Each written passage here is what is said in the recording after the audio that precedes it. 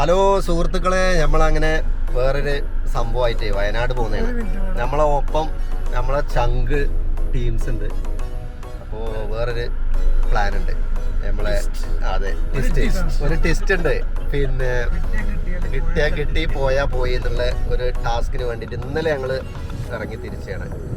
മറ്റൊന്നുമല്ല, നമ്മളെ ആ ഒരു ഡയറ്റ് പ്രൂ ഡ്രീം എന്ന് പറയുന്ന ആ ഒരു വാക്കുകളെ അനുസ്മരിക്കും വിധം യാഥാർത്ഥ്യമാക്കുന്നതിന് വേണ്ടിയിട്ട് തൽക്കാലം 4 ചെറുപ്പക്കാരെ ഇറങ്ങി തിരിച്ചാണ്. ചിലപ്പോൾ അത് ഇടത്തനാട്ടുകാരുടെ മുഖച്ഛായയുടെ മാറ്റം ആയിരിക്കും അല്ലെ. ട്രഷർ ഏത് ഘട്ടത്തിലും നമുക്ക് ഐഡിയകൾ വരിക എന്നല്ലാതെ പ്രത്യക്ഷത്തൊക്കെ ഉണ്ടാവില്ല. പക്ഷെ അന്ന് വണ്ടി എടുത്തു. ഇന്നലെ 3 മണിക്ക് ചർച്ച തുടങ്ങി. 9 മണിക്ക് നമ്മൾ പിന്നെ എന്താ പറയുക, അവിടുന്ന് വണ്ടി എടുത്ത് വയനാട്ടിലെത്തി. 2 മണിക്ക് ഉറങ്ങി ഫ്രഷായി നമ്മൾ സ്റ്റെപ്പ് വെച്ചിരിക്കുകയാണ്. ഇപ്പോൾ എന്താ അതിൻ്റെ ഫൈനൽ എന്താവുന്നില്ല നമുക്കിപ്പോൾ ടിസ്റ്റാണ്. അല്ല, അത് പറയാനായിട്ടില്ലല്ലോ.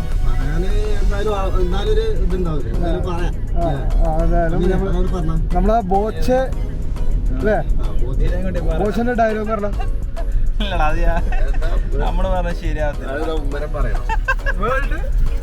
സംഭവേ നല്ല ഒരു ദൗത്യത്തിന് വേണ്ടിയിട്ട് ഇറങ്ങിയിരിക്കുകയാണ്.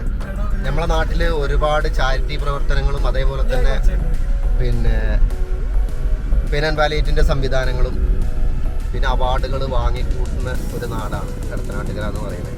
അപ്പോൾ അവിടെ കഴിഞ്ഞ പ്രാവശ്യം നമ്മളൊരു അവാർഡ് ഷോ ഒക്കെ സംഘടിപ്പിച്ചിരുന്നു. D2D അവാർഡ് എന്ന് പറഞ്ഞിട്ട് സ്ഥലത്തെ 25 ക്ലബ്ബുകളിലെ അംഗങ്ങളെ ചേർത്തുകൊണ്ടുള്ളൊരു പരിപാടിയായിരുന്നു. വൻ വിജയമായിരുന്നു. അപ്പോൾ അതിൽ കുറേ നല്ല നല്ല ചെറുപ്പക്കാരെ കിട്ടിയിട്ടുണ്ടോ നല്ല. അതാണ് നമ്മൾ ഏറ്റവും വലിയൊരു കാതലായിട്ടുള്ളൊരു കാര്യം. ആ ടീം നമ്മളൊരു കാര്യം പറഞ്ഞു കഴിഞ്ഞാൽ തന്നെ അതിനോട് എല്ലാവരും പോസിറ്റീവായിട്ട് കാണും. നല്ല രസമുള്ളൊരു പരിപാടിയായിരുന്നു. നമ്മൾ അതിൻ്റെ ഭാഗമായിട്ട് നാട്ടിൽ പിന്നെ നമ്മളെ ഗ്രൗണ്ട് ഉണ്ടല്ലോ, ഗ്രൗണ്ടിൻ്റെ അവിടെ ചെറിയൊരു ഇരിപ്പിട സംവിധാനം, പ്രത്യേകിച്ച് പിന്നെ കുറച്ച് പ്രായമായ ആളുകൾക്കൊന്നും ടൗണിൽ വന്നു കഴിഞ്ഞാൽ പണ്ടത്തെ പോലെ പീഡിയ റൂമിൻ്റെ മുന്നിലുള്ള ആ ഇരിപ്പിട സംവിധാനമൊന്നുമില്ല. അതുകൊണ്ട് തന്നെ നമ്മൾ സ്കൂളിൻ്റെ പെർമിഷനും അതോടൊപ്പം തന്നെ PWൻ്റെ പെർമിഷനും പഞ്ചായത്തിൻ്റെ പെർമിഷനും MLAയുടെ പെർമിഷനും എല്ലാവരുടെ പെർമിഷനും നാട്ടിൽ എല്ലാവരും സപ്പോർട്ടായിട്ടുള്ള അങ്ങനെ നല്ലൊരു സംഭവം ഇരിക്കുന്നതും നല്ലതാണ്. അങ്ങനെ ഒരു പ്ലാൻ ഉണ്ട്. അപ്പോൾ അതുമായി ബന്ധപ്പെട്ട് ചർച്ച വന്നപ്പോഴാണ് അമ്മീൻ പറഞ്ഞത് നമുക്ക് ബോച്ചിനൊന്ന് പോയി കാണാം. ബോച്ചിനൊന്ന് പോയി കണ്ടു കഴിഞ്ഞാൽ ചിലപ്പോൾ കിട്ടും ലോട്ടറി. മൂപ്പരെ ഇതിൻ്റെ വഴി തന്നെ കിട്ടിയാൽ കിട്ടി, അല്ലെങ്കിൽ നമുക്കൊരു യാത്ര, അല്ലെങ്കിൽ ചായപ്പൊടി. അപ്പോൾ അങ്ങനെ ഇന്ന് മൂപ്പരെ കണ്ടു. അതിന് വേണ്ടി കൂടെ ഓണസദ്യ കഴിച്ചു. ഏറ്റവും രസം എന്താ വെച്ചാൽ ഈ മൂപ്പരെ ഒരു കാറ് സമ്മാനമായി കൊടുക്കുന്നത് ബോച്ചേട്ടീൻ്റെ. അപ്പോൾ അവിടെ നമ്മളെ ടീമുണ്ടല്ലോ, ഇതിപ്പോൾ ആരാന്ന് അറിയുന്നില്ല. മൂപ്പർക്ക് കുറേ സെക്യൂരിറ്റി ടീം മൂപ്പരത്ത് കുറേ ഉണ്ട്. അതേപോലെ തന്നെ നമ്മളെ ടീം മൂപ്പരെ സെക്യൂരിറ്റി ആയിക്കുന്നു. അതങ്ങനെയാണല്ലോ, അടുത്തനാട്ടക്കാരെ എവിടെ പോയി കഴിഞ്ഞാലും കുടുങ്ങൂല. ഓര് നേരെ പോയിങ്ങാണ്ട് എത്തേണ്ടടുത്ത് കൂടിയൊക്കെ എത്തിക്കാണ്ട് അവിടുത്തെ ഒരാളായി മാറും. ഇവിടെ അത് തന്നെയായിരുന്നു. ഞങ്ങൾ ഫസ്റ്റ് ചെന്ന സ്ഥലത്തും കസേര നിരത്തലും പിന്നെ ആകപ്പാടൊരു ബഹളായിരുന്നു. അതങ്ങനെ രസമുള്ളൊരു ടീമാണ്. ആ പരിപാടി ഏറ്റെടുത്തു. അപ്പോൾ എവിടെ നോക്കിക്കഴിഞ്ഞാലും നമ്മളെ ടീം തന്നെ ഉള്ളൂ. അപ്പോൾ അതുകൊണ്ട് തന്നെ എന്ത് ചെയ്തു, ബോച്ച സമ്മതിച്ചു, നിങ്ങളൊരു കാര്യം ചെയ്യും, നമ്മളെ എസ്റ്റേറ്റ് ഇങ്ങോട്ട് പോയി നമുക്ക് അവിടെ കുറച്ചേരം ഇരുന്ന് സംസാരിച്ചിട്ട് പോവാണ്. അപ്പോൾ ആ പോക്കാണ് ഇപ്പോൾ പോയിക്കൊണ്ടിരിക്കുന്നത്. ബാക്കി നമുക്ക് അവിടെ എത്തിയിട്ടും അവിടുത്തെ ബോച്ചയായിട്ടുള്ള സംസാരിക്കുന്ന ഇതൊക്കെ നമുക്ക് ഏതായാലും വീഡിയോ എടുക്കാം. നടക്കൂലെന്ന് അറിയില്ല.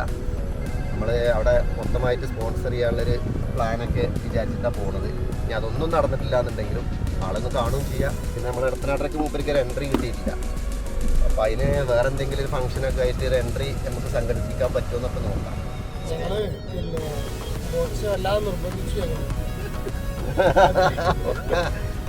ോടൊപ്പം ഇരുന്ന് ഭക്ഷണം കഴിക്കാനും ഈ വർഷത്തെ ഓണം D2Dന്റെ പ്രവർത്തകര് നമ്മുടെ ഒപ്പം വേണമെന്ന് മൂപ്പർക്ക് നിർത്തുന്നു. അപ്പൊ നമ്മളൊട്ട് കുറവ് വരുത്തിയില്ല. നമുക്ക് അതിലേറെ സന്തോഷം. നമ്മൾ അദ്ദേഹത്തിന്റെ കൂടെ ഓണസദ്യ കഴിച്ച് അദ്ദേഹം ഞങ്ങൾക്ക് ഭക്ഷണം സെർവ് ചെയ്യുകയും ചെയ്തു. അതൊക്കെ അദ്ദേഹത്തിന്റെ പിന്നെ റീൽസിലും മറ്റൊക്കെ കാണാൻ സാധിക്കും.